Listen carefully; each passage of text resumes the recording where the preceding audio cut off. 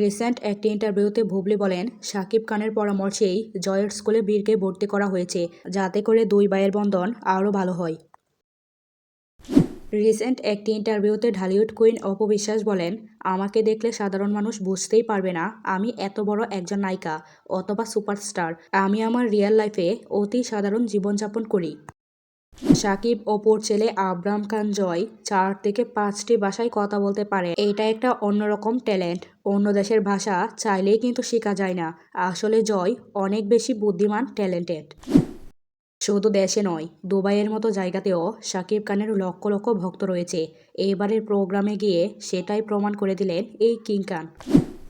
শাকিব খান এবং পূর্ণিমা জুটি আবারও কামব্যাক চায় হাজারো দর্শক।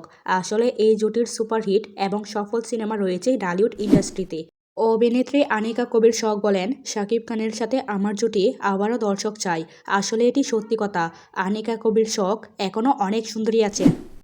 নায়িকা ইদিকা পাল ছিল ভাগ্যবতী। তার সাথে সিনেমা করার পরে শাকিব খান হয়েছে পুরো ইন্ডাস্ট্রি হিট।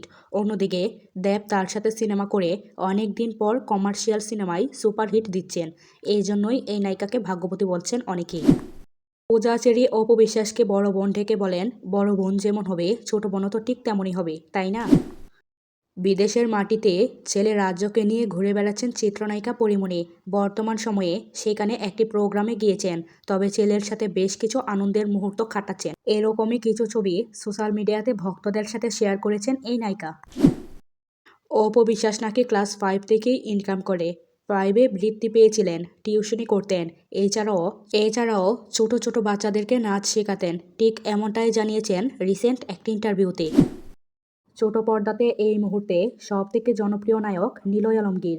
নিলয় আলমগীরের নাটক মানেই মিলিয়ন মিলিয়ন ভিউ।